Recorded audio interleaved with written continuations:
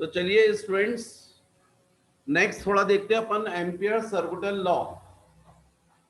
तो what is ampere circuital law? According to this law, the line integral of the magnetic field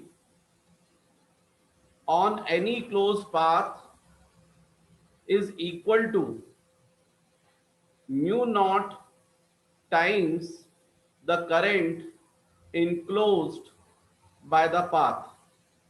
That is, line integration of B dot dl is equal to mu naught into I.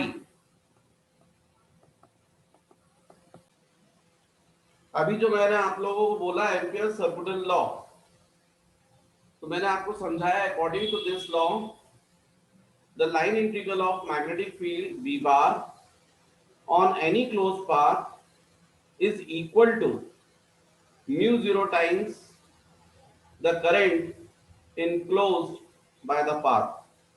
That is, ये कहलाता है बच्चों magnetic field, और इसका ये line integration is equal to mu 0 into I. इसका मतलब यह हुआ कि यदि हम इसको प्रूव करते हैं तो थोड़ा आपको समझ में आ जाएगा। तो नेक्स्ट प्रूव, जैसे ये वायर है और इस वायर में से करंट फ्लो कर रहा है आई, तो आपको मालूम है यदि वायर में करंट फ्लो कर रहा है तो इसके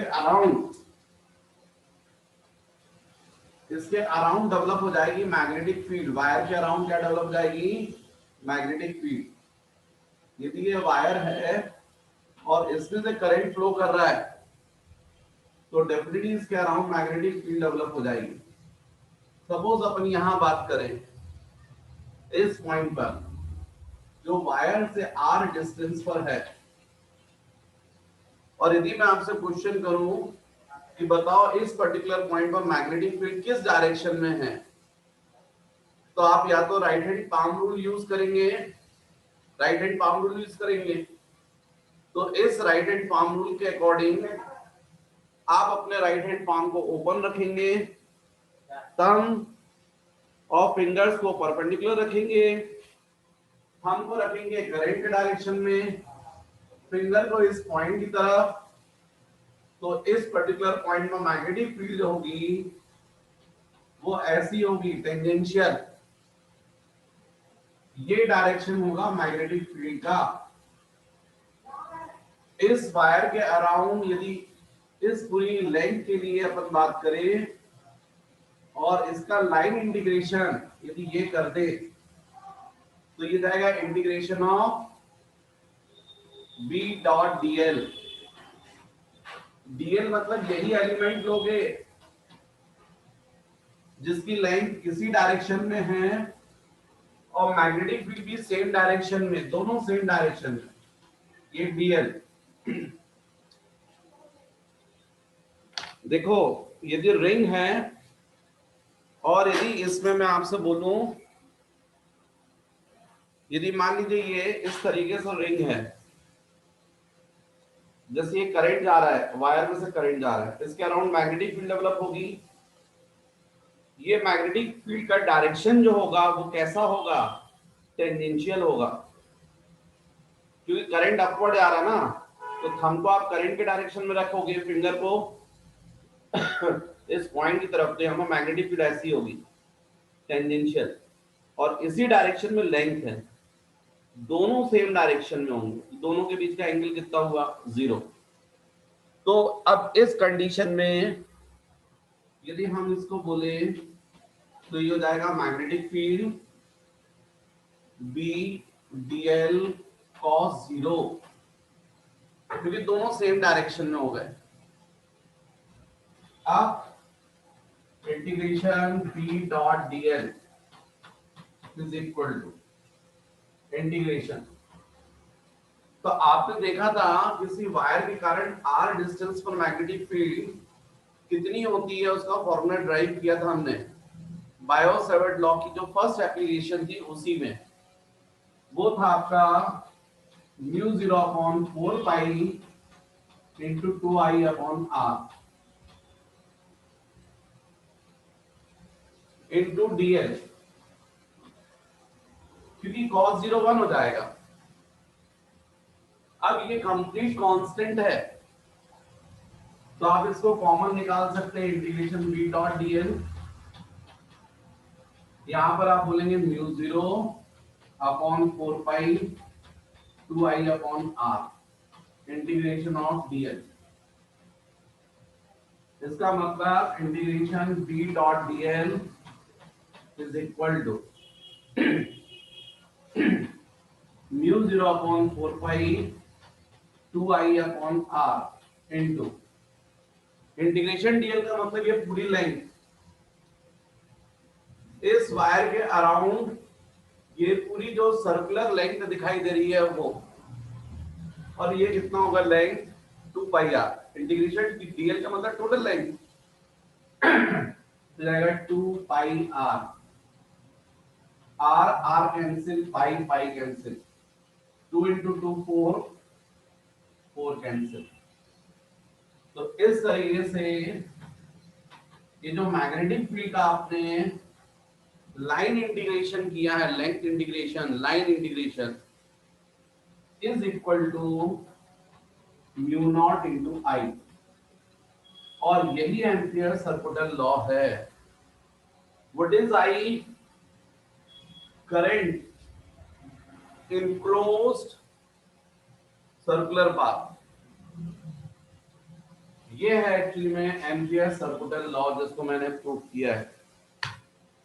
मैं साइड में हट जाता हूं बच्चों, यदि आपको नोट्स बनाना है तो आप वीडियो को पॉज करके नोट्स बना सकते हैं।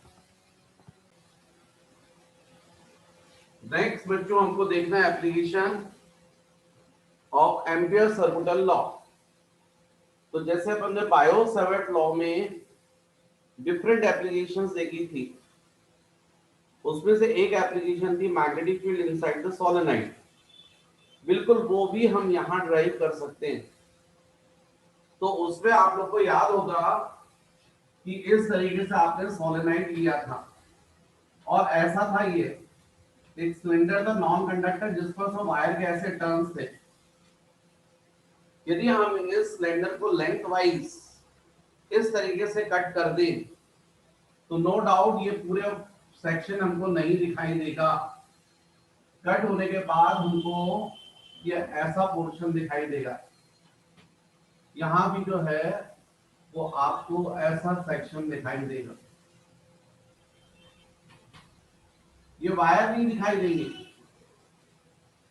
हालांकि इन वायर से करंट फ्लो कर रहा है, और मैंने उसको बोला क्रॉस सेक्शन, और इनसे सबसे करंट जा रहा है ये आई। तो ये आपको ऐसे वायर के ये जस्ट पॉइंट्स दिखाई देंगे, जिसको मैं यहाँ पर डायग्राम पर शो कर रहा हूँ। ये आपका सिलेंडर हो गया, ये टॉप एज है, तो ये टॉप एज हो गई। इसमें ये पॉइंट्स हो गए जो वायर हैं। हर वायर में से करंट आई फ्लो करेगा, क्योंकि यहाँ से मेन करंट आई है, तो यही करंट तो जा रहा था ऐसा सब में से। तो नो डाउट यहाँ पर भी करंट आई, यहाँ भी आई, यहाँ भी आई, यहाँ भी आई। इस वायर के अराउंड मैग्नेटिक फील्ड डेवलप होगी डीबी, इसके अराउंड मैग्नेटिक फील्ड डीबी, इसके अराउंड मैग्नेटिक फील्ड डीबी। तो इसलिए सोलेनोइड के अंदर टोटल मैग्नेटिक फील्ड सपोज बी, जो हम लोग कैलकुलेट करना चाहते हैं। यदि मैं आपसे बोलूं जैसा आपने वहां पर किया था, तो आपने स्मॉल एन लिया था number of turns per unit length, तो वैसे ही हम लोग यहाँ पर भी बोले let small n is equal to number of turns per unit length, per unit length. मतलब जो सोलेनोइड है उसकी यूनिट लेंथ 1 सेंटीमीटर लेंथ, इसमें नंबर ऑफ टर्न्स कितने हैं n, यूनिट लेंथ पर। टोटल लेंथ है सपोज l, तो l लेंथ में कितने जाएंगे n into l total turns. इसका मतलब l is equal to length of solenoid, तो इसका मतलब total turns, total number of turns is equal to n into capital L. भाई यूनिट लेंथ में नंबर ऑफ टर्न्स एन है, total length में कितने हो जाएंगे, एन इंटू एल। अब मैं बात करूं, ये सभी टर्न में से आई आई आई आई करंट जा रहा है। What is I? Current flowing through each turn. What is I? Current flowing through each turn. What is I? Current flowing through each turn. Therefore, current enclosed by the path. Therefore, current enclosed by path is equal to कितना हो जाएगा? तो total number of terms n into L into I. भाई एक term में से current कितना जा रहा है, I, और टोटल टर्म्स कितने हैं, n इंटू एल। तो टोटल करंट क्या हो जाएगा, n into L into I. अब by Ampere's circular law, by ampere circular law क्या बोला आपने, line integration of D dot D L is equal to mu zero into I dash.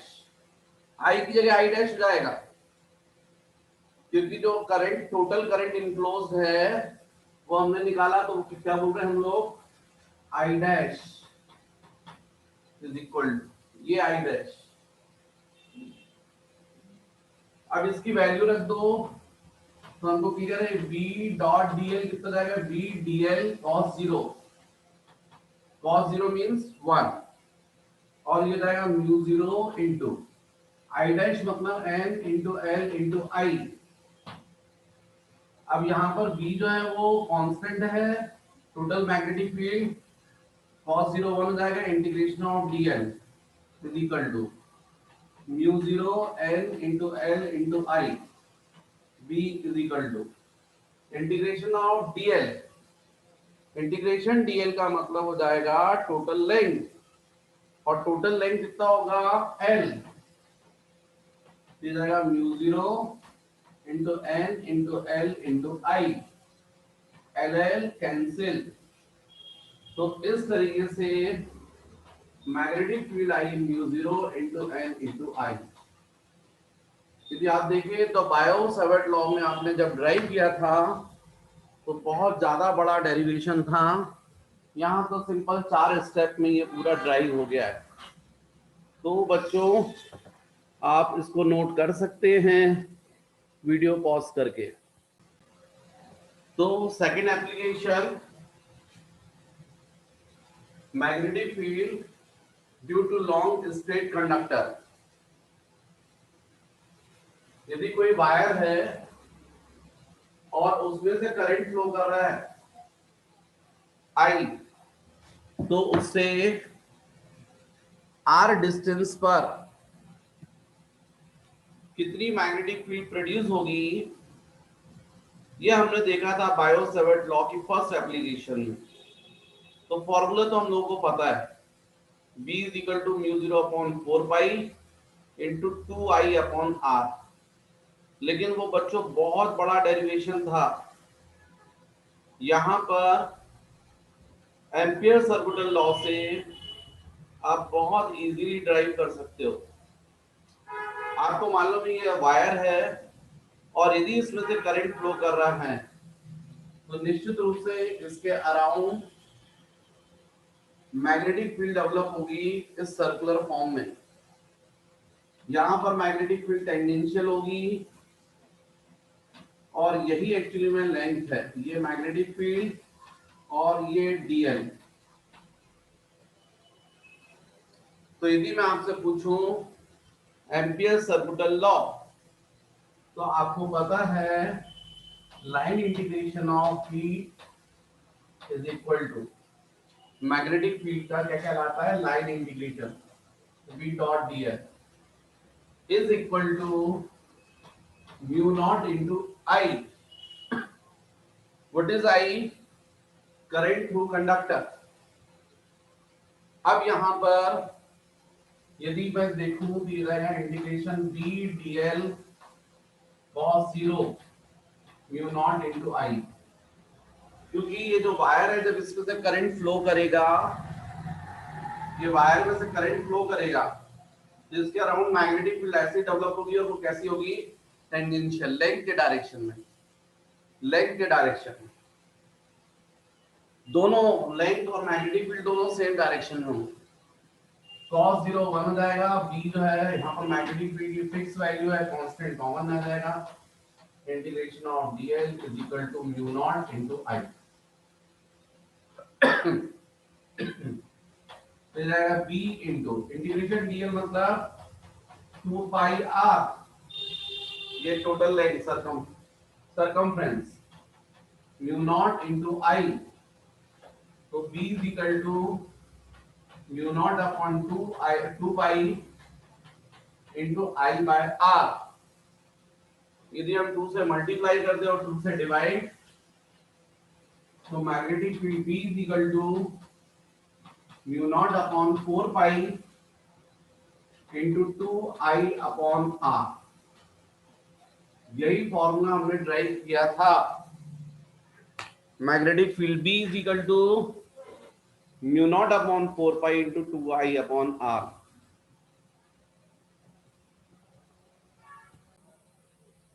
Next है बच्चों toroid,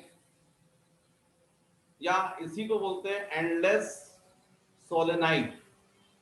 देखो, जो आपके पास में सोलेनाइड था, सिलेंडर था, और इस पर आपने ऐसे वायर के टर्न थे, ये इस तरीके से वायर के टर्न थे।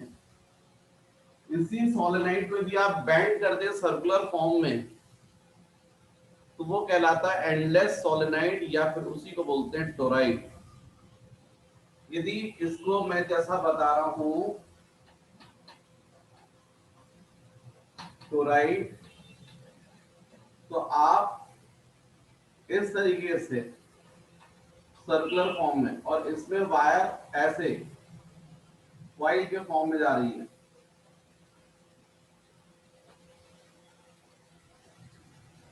तो इसको हम बोलते हैं टोराइड। अब इसके लिए मान लीजिए ये है रेडियस r, इस टोराइड का रेडियस है r, और let capital N is equal to total number of turns. इस पर टोटल टर्न्स कितने हैं, capital N, and what is I, current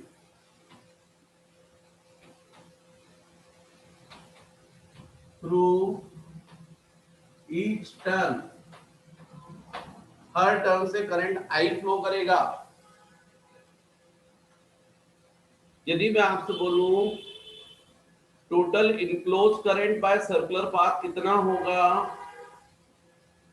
total current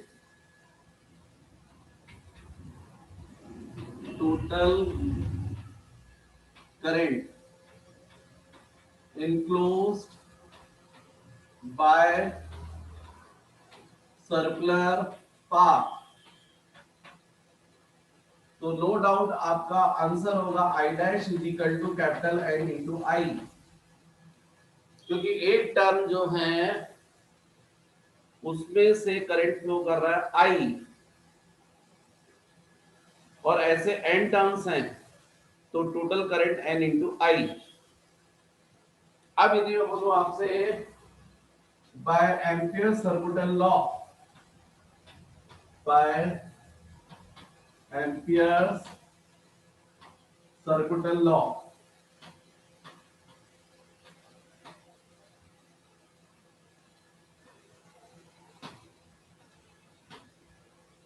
तो आप बोलेंगे integration B dot dl mu 0 into I dash.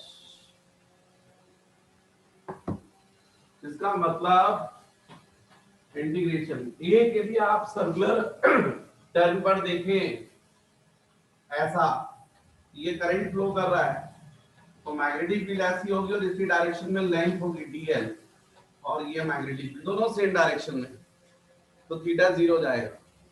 तो क्या बोलोगे, b dl cos 0, और यहां पर जाएगा mu not into n into I,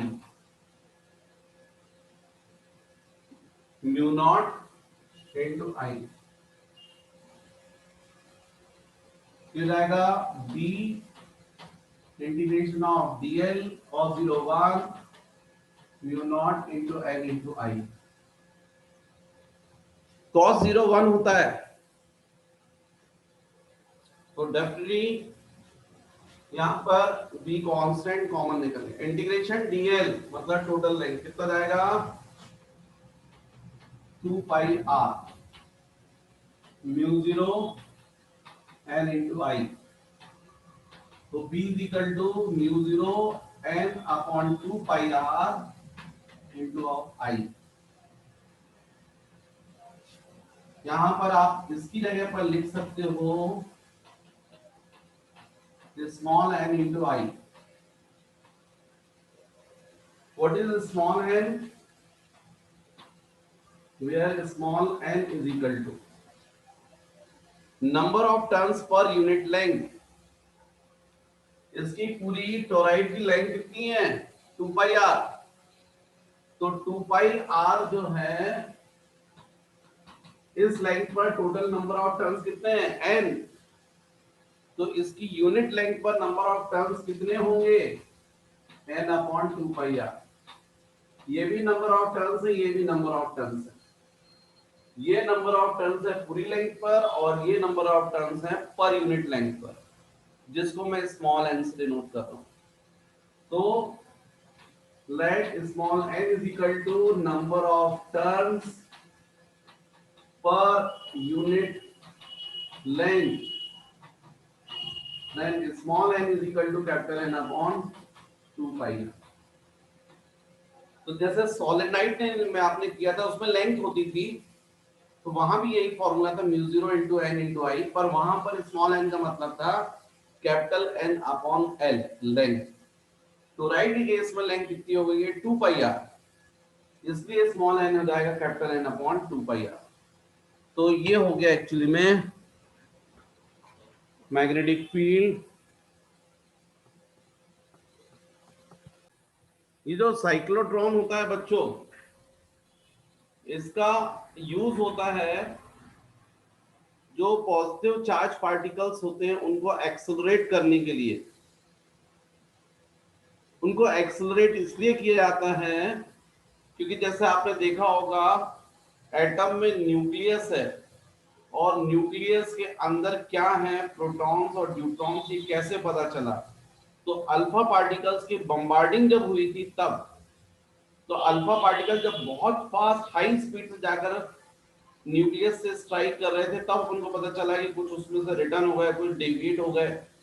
तो वो अल्फा पार्टिकल हाई स्पीड से एक्सेलरेट कैसे हों उसके लिए यूज करते हैं साइक्लोट्रॉन। ये साइक्लोट्रॉन में मैग्नेटिक फील्ड होती है और साथ में इलेक्ट्रिक फील्ड भी। इसमें ये इस तरीके से एक मैग्नेट का नॉर्थ पोल और यहाँ साउथ पोल, जिससे डाउनवर्ड डायरेक्शन में इस तरीके से मैग्नेटिक फील्ड प्रोड्यूस होती है। मैंने डाउनवर्ड इसलिए बोला क्योंकि आपको डायग्राम वैसा दिख रहा है, परंतु यदि आप इसको टॉप व्यू मान लें तो फिर यदि ये लेफ्ट साइड पर और ऐसा राइट साइड पर मैग्नेट रख सकते हैं, नॉर्थ और साउथ। यहां पर ये जो आपको दिखाई दे रहे हैं D1 D2, इनको डीज बोलते हैं, डीज। ये होलो चैम्बर हैं, खोखले हैं मेटल के, ये ऐसा इस तरीके से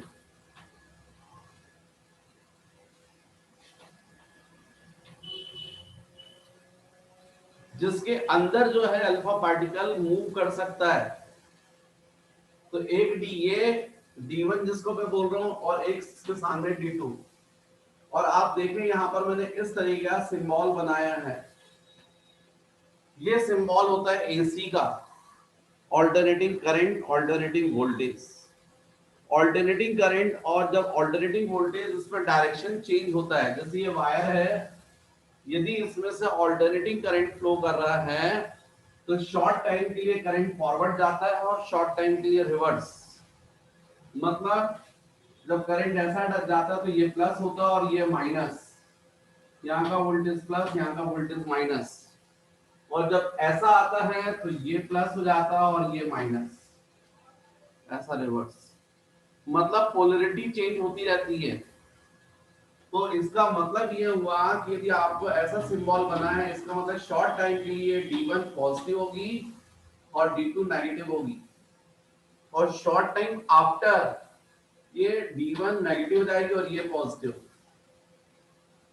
तो एक्चुअली में होता ये है कि जब कोई चार्ज पार्टिकल को आप इस मैग्नेटिक फील्ड में इंटर करवाते हो, मैग्नेटिक फील्ड के परपेंडिकुलर, तो वो सर्कुलर पाथ पर रिवॉल्व करना चालू करता है। जब सर्कुलर पाथ पर रिवॉल्व करता है और यहां पर रहेगा, मान लीजिए प्लस है चार्ज पार्टिकल और ये भी प्लस है, ये रिपेल करेगा और ये माइनस उसको क्या करेगा, अट्रैक्ट करेगा।